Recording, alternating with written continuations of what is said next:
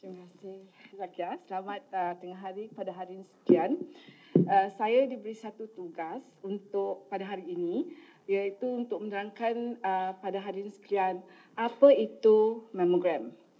Saya cakap senang saja. Buka kamus, buka Google. Ini definisinya ya. Mammogram adalah satu kaedah untuk melihat struktur dalaman payudara dengan menggunakan imbasan X-ray, dosnya yang rendah, lebih rendah daripada X-ray tangan, kaki atau kepala. Dia bukan invasif, tidak ada jarum, tak masuk wire, tak dikeluarkan tisu-tisu, dan inilah gambarannya mammogram. Okey. Tak sampai 30 saat pun. Dah boleh balik. Tapi semua ini, walaupun definisinya pendek, mammogram ada banyak persoalannya. Okay. Ini struktur payudara dalamannya. Ini ada kelenjar susu, salurannya, takungannya, semua disaluti lemak-lemak. Kenapa kita lakukan mammogram? Pertama kali, yang utama ialah untuk mencari tisu-tisu kanser. Kalau wanita itu mengidap penyakit kanser, kita ingin dapat mencari tisu-tisu ni bila baru berputik, in the bud. Maknanya tahap kosong, sifar. Di mana harapan untuk hidup boleh sampai 100%. Okey. Harapan untuk hidup menurun, mendadak tahap kanser yang lebih tinggi.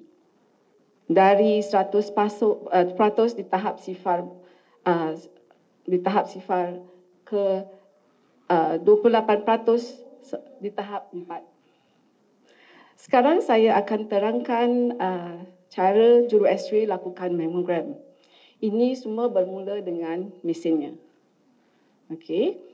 Mesin dia basicnya sama macam X-ray, mesin-mesin buat X-ray. Dia ada sumber X-ray, tapi kelainannya dia ada Prime ke facial. Dia ada ini yang orang selalu takut lah, compression plate dia. Dan ini adalah tempat recording media dia.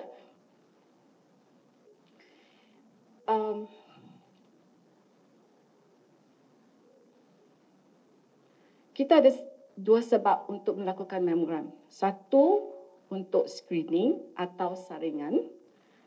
Dilakukan pada wanita 40-45 tahun, garis pandunya lah ya. Wanita 40 hingga 49 tahun setahun sekali. Yang berumur 50 tahun ke atas 2 tahun sekali. Tidak hamil. Sudah berhenti menyusukan badan lebih dari 6 bulan dan tidak ada bermasalah. Wanita yang ingin melakukan saringan atau screening boleh membuat temujanji di kebanyakan X-ray department di poliklinik di Singapura tanpa berjumpa doktor. Yang diagnostik pula lain sikit. Garis pandunya lain daripada screening. Bayangkan payudara kita sebagai sebiji lemon. Okey, walaupun dia kekuningan, sama kuningnya, bentuk, saiz dan permukaan kulitnya agak berbeza. Ciri-ciri yang kita cari ialah rasa keras, bukan di seluruh payudara kita, sebahagian payudara kita ada lekuk macam ini, adiputera punya ni. Kulit berluka, merah dan panas, cecair dari puting. Cecair ada macam-macam color. Yang kita cari yang berdarah. Okey? Dan lesung pipit, tapi bukan di pipi, tapi di payudara kita ya. Ada benjolan atau ketulan. Ada penularan urat. Putingnya termasuk, tertarik. Tapi pada mereka yang normal, yang dari kecil memang macam gitu, Itu memang normal. Ini yang secara mendadak, putingnya tertarik. Bentuk saiz dan baru dan berubah. Kulit tadi yang macam Dr. Lim katakan, rasanya macam kulit oren, bentuknya macam kulit oren. Dan of course ketulan yang awak sendiri dapat rasakan.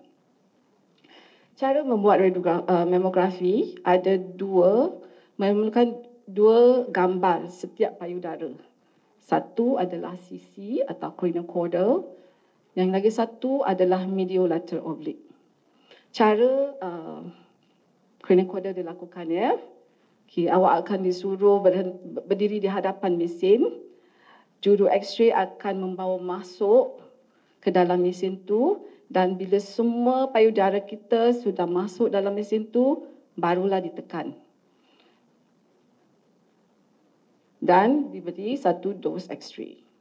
Inilah gambarannya setelah X-ray-nya dilakukan ya. Kita ada RCC, LCC, R tu kanan, L tu kiri. Dalam gambaran ini, kita dapat melihat tisu-tisu di sebelah lateral atau sebelah ketiak kita. Kita juga dapat melihat tisu-tisu di sebelah tengah badan kita. Untuk mediolateral oblique pula, lain sikit. Kita harus berdiri di tepi, tangan kita diangkat, payudara kita dimasukkan. Dan sudah satisfied, juru X-ray akan membuat tekanan, beri satu imbasan X-ray. Ini adalah gambarannya. Kita dapat melihat sebelah atas dan sebelah bawah payudara kita. Dengan dua gambaran ini, setiap payudara, doktor pakar X-ray dapat melihat 360 darjah gambaran payudara kita atau 360 degrees view. Okay, sekarang saya ingin nak menjawab soalan cepu mas. Selalu saya ditanya. Okay. Pertama, kenapa saya harus ditarik payudara saya? Ada yang cakap, ya Allah, macam tercabut nama saya. Kenapa? Ini adalah untuk memastikan semua tisu di bahagian dalam atas dada kita kelihatan dengan terang. Ini macam, kalau tidak macam, itu permainan tarik, tug of war. Dia nak masukkan, awak tarik keluar. Dia nak masukkan, dia tarik keluar. Gunakan radiografer tu sebagai kawan. Jadikan mereka sebagai kawan. Apa dia suruh, ikut aja. Okey? Lagi satu, tadi saya dah count down ya, itulah persoalan cepu mas yang nombor 3. Yang nombor 2, kenapa ditekan? Bayangkan payudara kita ni macam jerami padi. Okey, bila ditekan,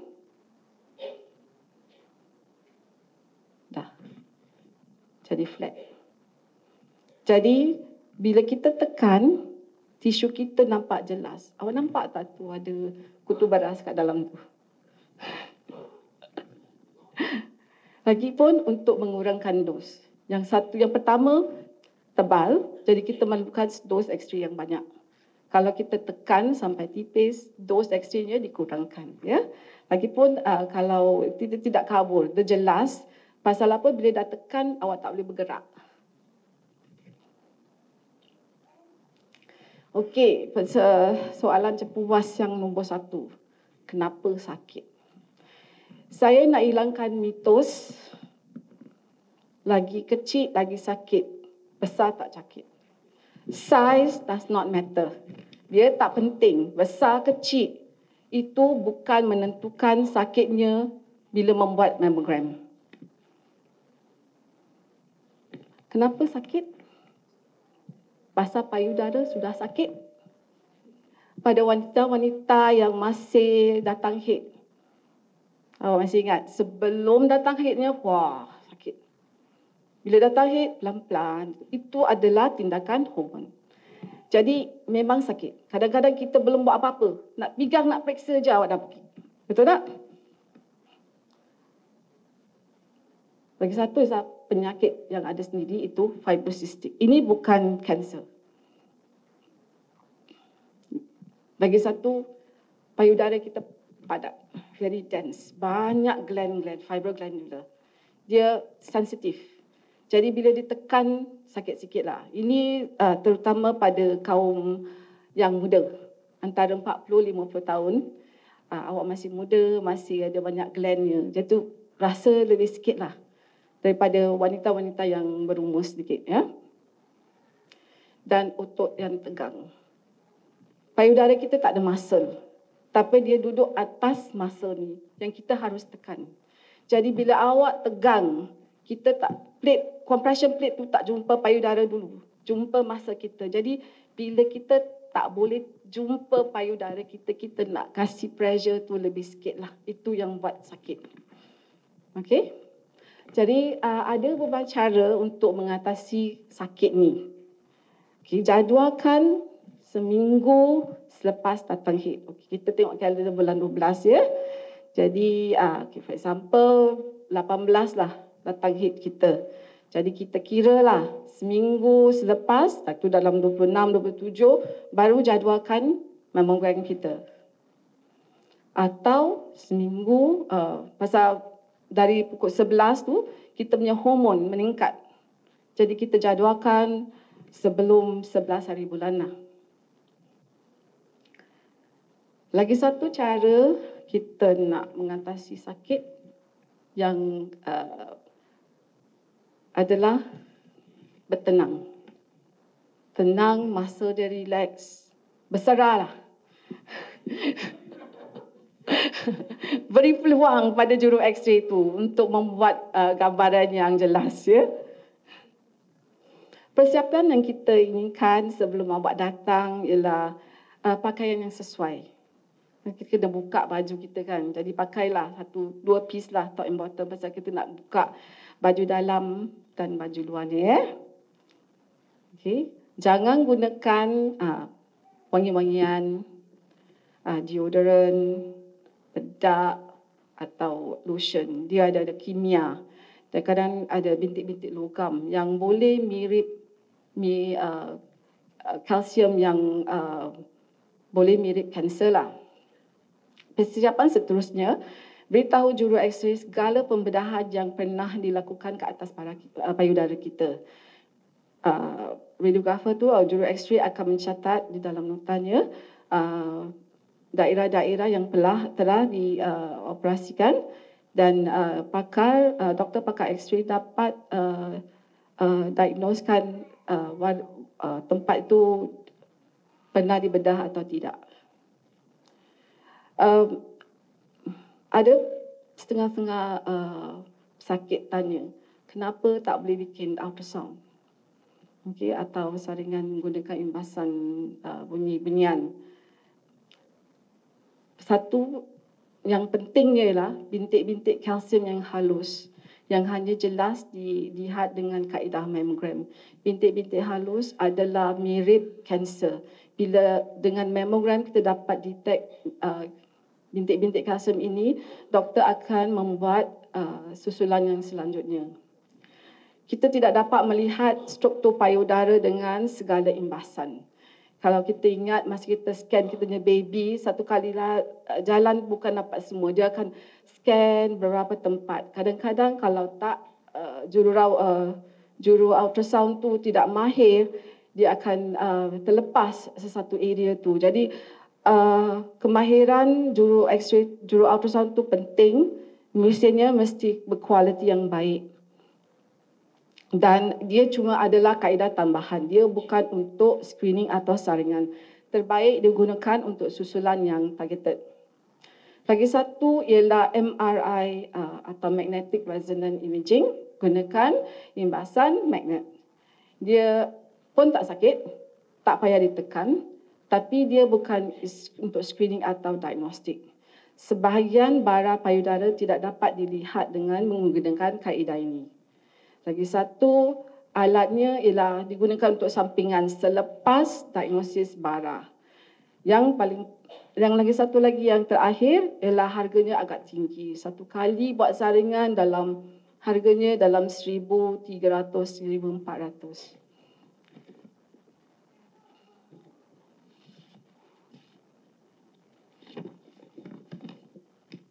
bulan November ini adalah bulan kesedaran payudara. Okey, banyak program-program telah dilaksanakan dengan partner sukarelawan, badan-badan sukarelawan seperti Singapore Breast Foundation, Breast Cancer Foundation, Singapore Cancer Society untuk memberi lebih banyak subsidi untuk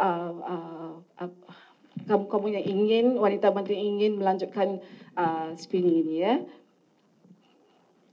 Salah satu antaranya ialah percuma untuk wanita berumur 50 tahun ke atas yang mempunyai kad CAS merah, oranye ke biru. Percuma untuk wanita yang mempunyai kad Pioneer. Dan untuk mereka yang tak ada apa-apa kad, cuma bayar $25. Okay, selalunya $50. Sekarang di 25, tapi ada terma lah. Tapi bila hanya dilakukan di dalam poliklinik ya.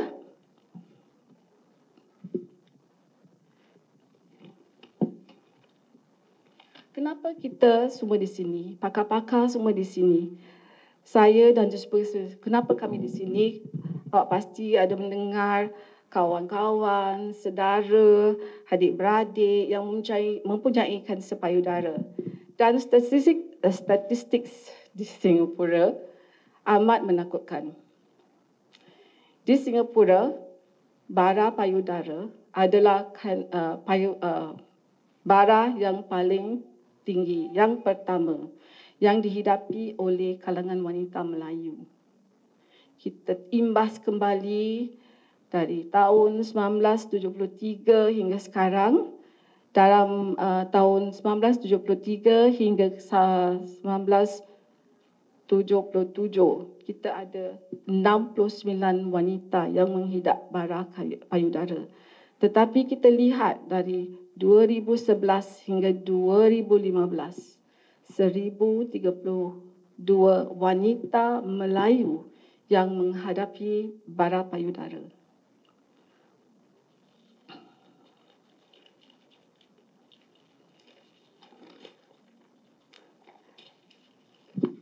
Mamogram tidak dapat mengelakkan kita.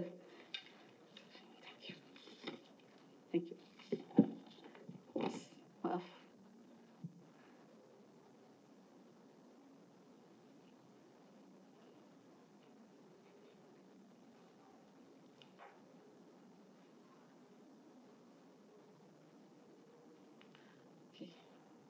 Mamogram tidak dapat mengelakkan kita dari mendapat kanser payudara. Itu kita tunggulah hasilnya kajian-kajian pakar-pakar yang sedang dilakukan. Apa yang mamogram dapat menolong kita ialah menangkap tanda-tanda awal sebelum kita sendiri dapat rasakan. Macam tadi, contoh lemon saya tadi. Kanser pada permulaan dia senyap. Cancer is a silent killer. Dia tak ketuk. Assalamualaikum, boleh saya masuk? Dia tidak. Dia masuk, dah tu dia attack. Bila kita dapat tahu, dah terlanjur, dah sampai tahap keempat. Jadi, saya syorkanlah sempena bulan kesedaran kanser payudara, buatlah temujanji kepada yang belum melakukannya dan pada mereka yang terlupa, jangan lupa-lupa lagi. Sekian, terima kasih.